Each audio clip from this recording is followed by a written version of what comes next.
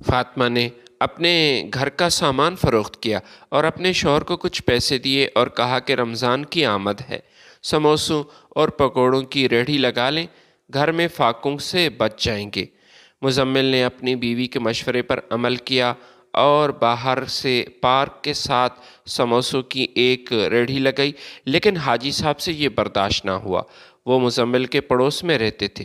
جب اس نے دیکھا کہ مزمل نے ریہڑی لگائی ہے، وہ مزمل کے پاس آیا، بغیر وارننگ دیے اس کی ریڑھی کو لات مار کر الٹا دیا، سارے کے سارا سامان خراب ہو گیا۔ پھر کہنے لگا، یہاں سے دفع ہو جاؤ، تمہیں کس نے یہاں ریڑھی لگانے کی اجازت دی ہے؟ یہاں افطار کے لیے میں ایک بڑا دسترخوان لگاؤں گا، جلدی سے یہ جگہ خالی کرو۔ بیچارہ مزمل آنسو بہاتا ہوا اپنا سامان لے کر وہاں سے چلا گیا۔ اگلے دن حاجی صاحب نے روزے داروں کے لیے افطاری کا اہتمام کیا۔ وہاں پارک میں تقریباً 500 افراد جمع ہو چکے تھے، باقی بھی آ رہے تھے، لیکن کسی نے بھی حاجی صاحب کے کھانے کو ہاتھ نہ لگایا۔ سب جیب سے نمک نکالنے لگے اور نمک سے ہی روزہ افطار کیا، کسی نے پانی سے کیا۔ حاجی صاحب یہ دیکھ کر حیران ہوئے اور اس نے لوگوں سے وجہ پوچھی تو ایک بزرگ آدمی اٹھا اور اس نے حاجی صاحب کو کہا کہ حاکم علی کی وفات کے بعد تمام بھائیوں میں جائیداد کا بٹوارا ہوا۔ مزمل کے بھائیوں کو جائیداد کی تقسیم کی بہت زیادہ جلدی تھی۔ جب حاکم علی بیمار تھا تب بھی ان کے ہونٹوں پر ایک ہی ذکر تھا، وہ یہی چاہتے تھے، ایک دوسرے سے یہی کہہ رہے تھے کہ کسی طرح ابا جائیداد کی تقسیم کر لیتے تو ہم بھائیوں کے درمیان جھگڑا نہ ہوتا اور اس کی زندگی میں پرامن طریقے سے یہ تقسیم ہو جاتی۔ لیکن مزمل نے اپنے بھائیوں سے کہا کہ ابا کی تکلیف کو سمجھنے کی کوشش کرو، وہ کسی سے بات نہیں کر سکتے، سخت بیمار ہیں۔ حالانکہ مزمل اپنے بہن بھائیوں میں سب سے چھوٹا تھا، لیکن اسے اپنے باپ سے خاص محبت تھی اور وہ اپنے باپ سے اٹیچ تھا۔ جب اس کے بھائی دنیاوی مصروفیات کی وجہ سے اپنے باپ کو وقت نہیں دیتے تھے، یہ مزمل ہی تھا جو ہر وقت اپنے والد کی خدمت کرتا تھا۔ وہ اپنے باپ سے حد سے زیادہ محبت کرتا۔ حاکم علی کی وفات ہوئی تو مزمل اندر سے ٹوٹ گیا۔ اس کے بھائی ہمیشہ اسی بات پر ہی گفتگو کرتے کہ اب ہمیں ہی خود فیصلہ کرنا پڑے گا۔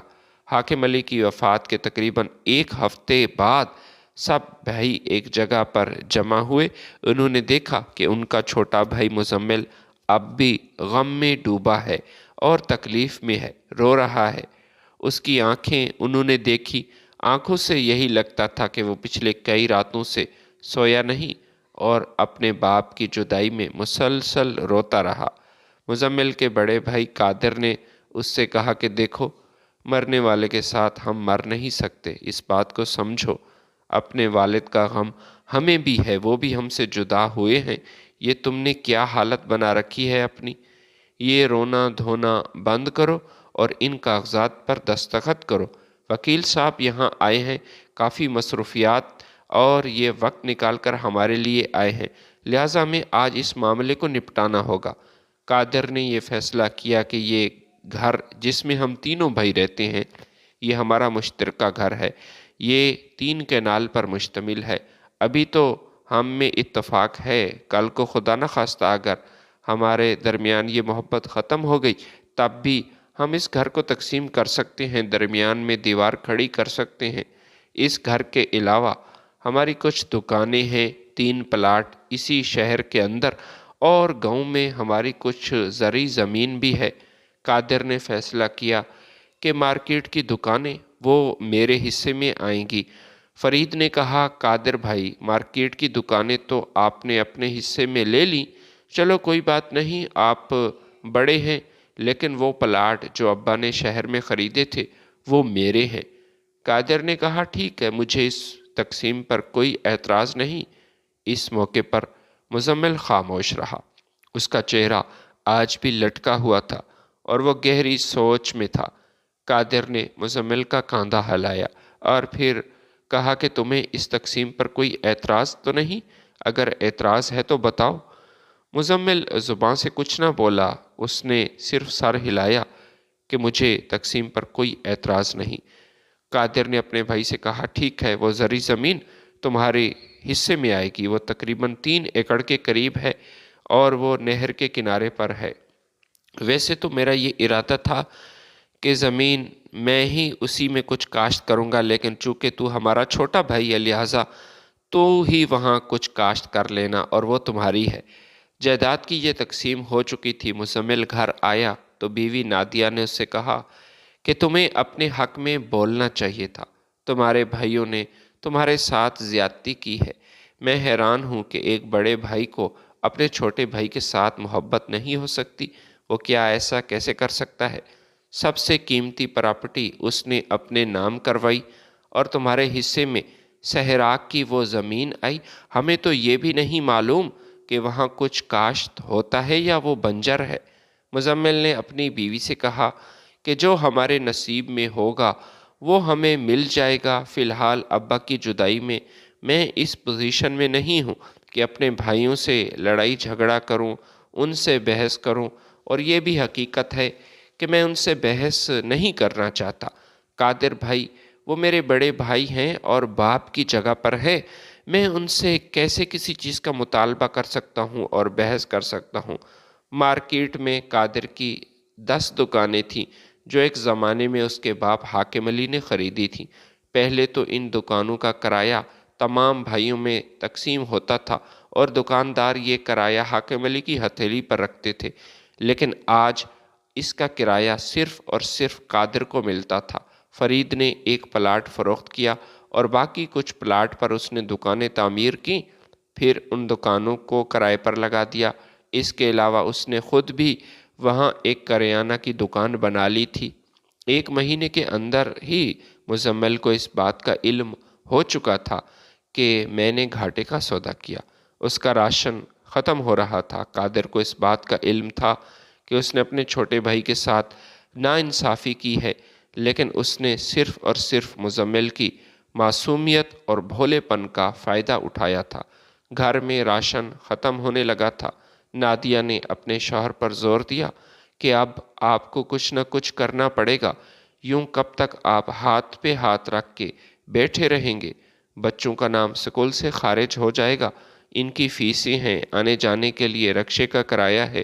خدا را اپنے بچوں کے بارے میں سوچیں، اپنے بھائیوں کے پاس جائیں، خصوصاً اپنے بڑے بھائی قادر کے پاس جائیں، ان سے مدد مانگیں۔ آپ کے بھائیوں کے علاوہ اس دنیا میں آپ کا کوئی سہارا بھی تو نہیں۔ مزمل اپنے بھائی قادر کے پاس گیا، کچھ پیسے ادھار کے لیے اس سے مانگے تو اس نے پیسے دینے سے انکار کیا اور کہا کہ دیکھو، اب تمہیں اپنی مدد آپ کے تحت کام کرنا پڑے گا، یہ تمہاری مجبوری ہے۔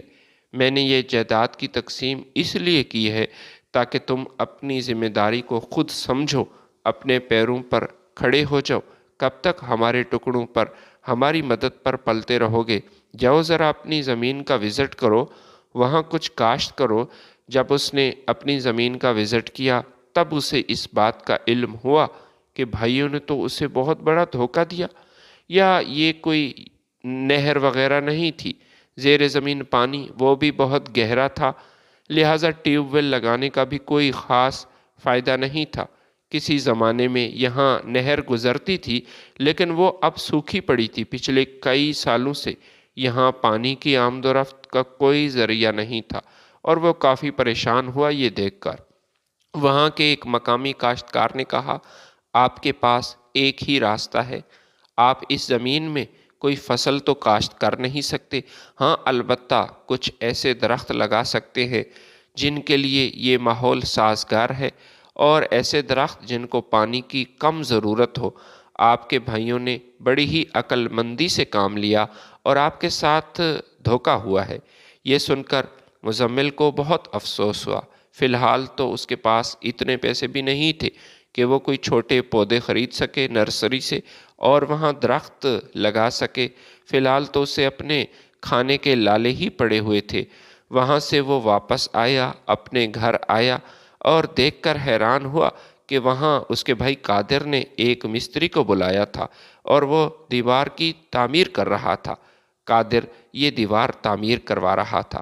مزمل کے پوچھنے پر اس نے اسے بتایا کہ اب ہمیں الگ الگ رہنا چاہیے تو اچھا ہے، بچے بڑے ہو رہے ہیں، میں کسی قسم کی نااتفاقی نہیں چاہتا۔ ہمارے درمیان اگر لڑائی شروع ہو جائے تو یہ بچوں پر برا اثر پڑے گا۔ دسترخواں تو پہلے ہی الگ ہے، تو گھر بھی علیحدہ ہو جائے تو اس میں بہتری ہے۔ اس موقع پر مزمل تنہا ہو چکا تھا، اس کی بیٹی بیمار تھی، اس کے پاس دوا کے لیے پیسے نہیں تھے۔ اپنے بھائیوں کے دروازے پر اس نے دستک دی تو بھائیوں نے کہا کہ معذرت کرتے ہیں، ہمارے گھر میں پیسے نہیں ہیں۔ حالانکہ ان کے پاس پیسے تھے، وہ جانتا تھا کچھ دن پہلے دکاندار، وہ مارکیٹ والے دکاندار قادر کو پیسے دے کر گئے تھے جو کہ لاکھوں میں تھے۔ وہ یہ بات بھی جانتا تھا، لیکن مشکل کی اس گھڑی میں کسی بھائی نے اس کی مدد نہ کی۔ اپنی بیٹی کی دوائی خریدنے کے لیے اس نے مزدوری کی۔ صبح سویرے وہ مزدوری کے لیے گھر سے نکلا، شام کو واپس آیا۔ اس کی بیٹی بخار سے تڑپ رہی تھی۔ اپنی بیٹی کو ہسپتال لے گیا، اسے نمونیا ہو گیا تھا۔ اس نے اپنی بیوی نادیہ سے کہا، اب میں کبھی بھی اپنے بھائیوں کے دروازے پر نہیں جاؤں گا۔ نادیہ نے اپنے شوہر کو مشورہ دیا کہ آپ اس زمین کو فروخت کریں، کیونکہ وہ ہمارے کام کی زمین نہیں، ہمارے لیے تو وہ بیکار زمین ہے۔ جب اس نے زمین فروخت کرنے کے بارے میں سوچا اور کسی طرح اپنے بڑے بھائی قادر کو پتہ چلا تو اس نے مزمل پر زور دیا کہ ہرگز نہیں، ہم نے تمہیں اس لیے زمین نہیں دی کہ تم ابا کی اس نشانی کو فروخت کر دو۔ وہ تمہارے نام پر ضرور زمین ہے، لیکن وہ ہمارے والد کی نشانی ہے اور اپنے باپ کی اس نشانی کو ہم فروخت نہیں کرنا چاہیں گے۔ مزمل نے اپنے بھائی سے کہا کہ بھائی جان، میں آپ کا چھوٹا بھائی ہوں، میں بھی تو ابا کی نشانی ہوں۔ جس نے ابا سے محبت کی، اس کی خدمت کی، اپنے آپ سے آپ لوگوں نے مجھے کیوں لا تعلق کر دیا؟ ابا کے گزرنے کے بعد ہی آپ لوگوں نے گھر کے درمیان دیوار کھڑی کر دی۔ اب میں جاؤں تو جاؤں کہاں، کیا کروں؟ ہر مہینے آپ لوگوں کو دکان کا کرایہ مل جاتا ہے، گھر میں پیسے آ جاتے ہیں۔ فرید بھائی نے بھی اپنی دکانیں بنا لی، اس کی بھی اچھی خاصی آمدنی ہے، لیکن میں کیا کروں؟ کیا میں زہر کھا کر مر جاؤں اور اپنے بیوی بچوں کو بھی مار دوں؟ مزمل کے کسی سوال کا جواب قادر کے پاس نہیں تھا۔ وہ خاموش رہا اور اپنے گھر کا دروازہ بند کیا اور مزمل سے کہا کہ تم واپس چلے جاؤ۔ وہ چپ چاپ واپس آیا۔ نادیہ نے جب یہ حالات دیکھے تو اپنے شوہر سے کہا کہ آپ کو کچھ نہ کچھ کرنا پڑے گا۔ رمضان المبارک کا بابرکت مہینہ شروع ہو چکا ہے، اب سموسوں کی ریڑھی آپ لگا لیں، اللہ کا نام لے کر یہ کام شروع کریں، وہ مدد کرنے والا ہے۔ نادیہ نے گھر کا کچھ پرانا سامان وہ فروخت کرنے کا فیصلہ کیا۔ یہ کچھ اضافی فرنیچر پرانا تھا جس کو فروخت کر کے اس نے ایک ریڑھی خریدی۔ باقی پیسوں سے سموسے اور پکوڑے بنانے کے لیے اس نے سامان خرید لیا۔ وہ گھر میں ہی بیٹھا تھا کہ رکشے والا آیا۔ اس نے کرائے کی ڈیمانڈ کی۔ وہ مزمل کے بچوں کو سکول چھوڑنے کے لیے جاتا تھا۔ اس نے مزمل سے 3000 روپے مانگے، جبکہ مزمل نے اس سے کہا کہ بھائی، آج کل میرے حالات کچھ ایسے ہیں کہ میں مشکل میں ہوں، بھائیوں نے مجھ سے علیحدگی اختیار کی ہے، آپ میرا ساتھ دیں، میری مجبوری کو سمجھیں، میں اگلے مہینے تک آپ کو یہ پیسے دے دوں گا۔ لیکن رکشے والے نے ضد کی کہ مجھے آج ہی پیسے چاہیے، ہر حال میں، اور اگر تم نے یہ پیسے نہ دیے تو میں تمہاری یہ ریڑھی توڑ دوں گا اور تمہارے دروازے سے نہیں جاؤں گا۔ یہ جو تم نے نیا سموسوں کا کاروبار شروع کیے ہے، یہ میں نہیں ہونے دوں گا۔ کل سے تمہارے بچے وہ بھی میرے رکشے پر سوار نہیں ہوں گے اور پیدل سکول جائیں گے۔ یہ فاصلہ بہت زیادہ تھا، وہ چھوٹے بچے تھے، 2 کلومیٹر پیدل نہیں چل سکتے تھے، لہٰذا وہ سخت پریشان ہوا۔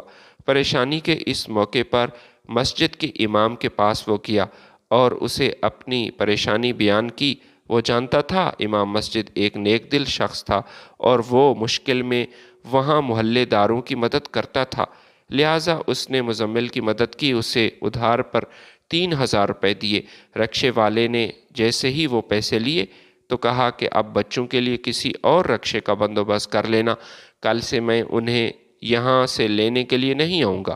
وہ اپنے بچوں کو پڑھانا چاہتا تھا، جتنا شوق اسے تھا بچوں کی تعلیم چاہتا تھا۔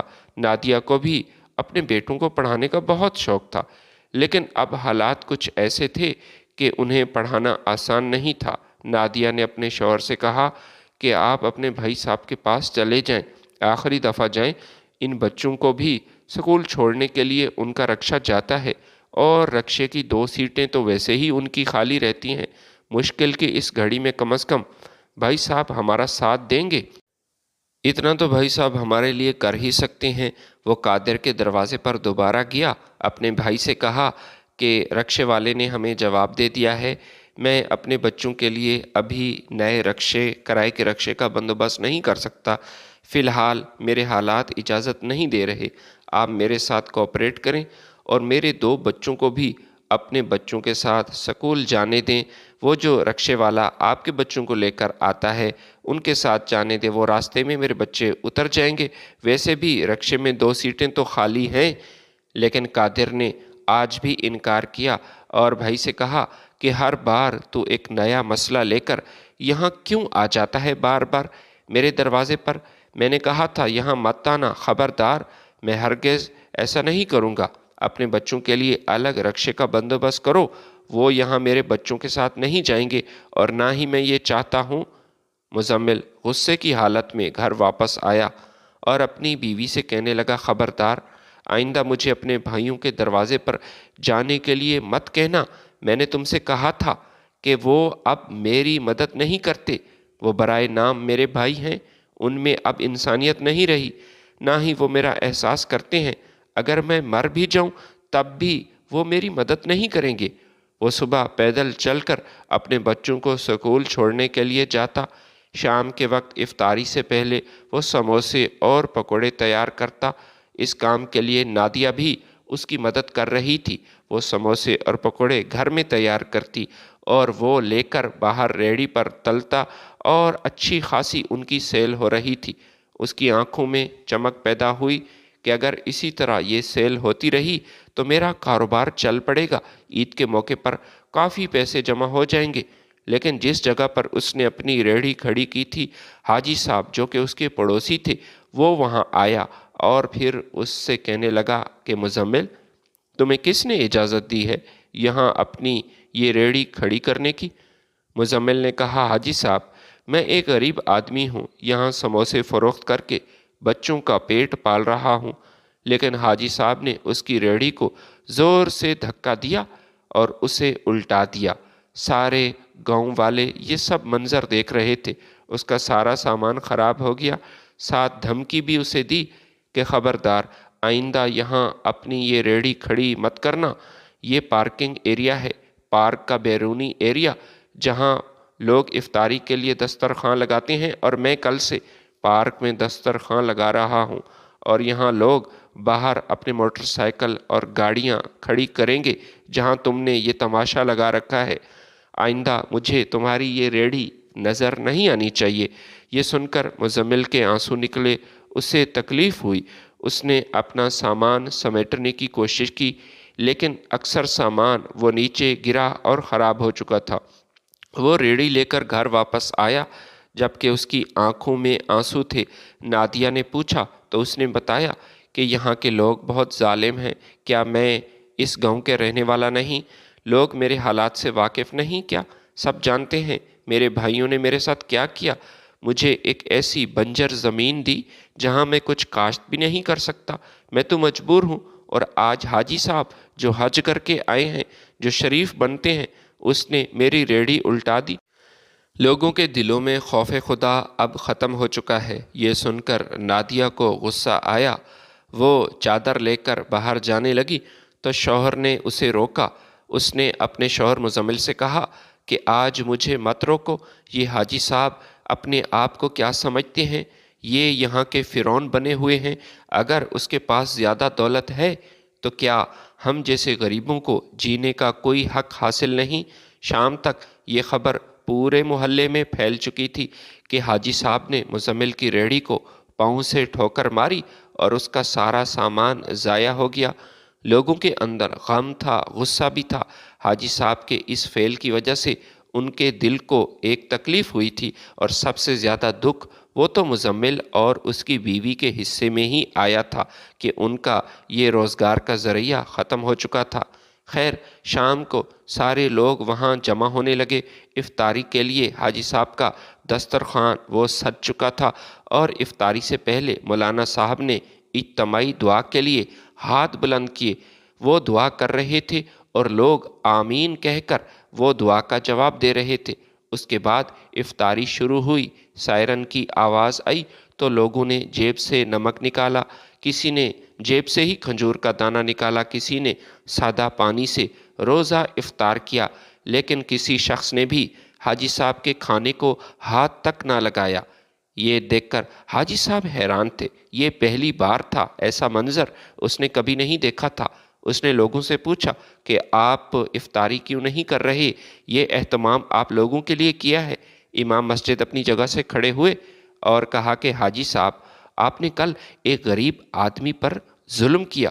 پورا محلہ اس بات کا گواہ ہے کہ اس بیچارے غریب کی ریڑھی، وہ مزدور تھا اور وہ مجبور تھا، لیکن آپ نے اس کی ریڑھی الٹا دی، اس کا سارا سامان آپ نے ضائع کیا، اور آپ آج کس لیے یہ اہتمام کر رہے ہیں؟ کیا لوگوں کو دکھانے کے لیے یہ کر رہے ہیں؟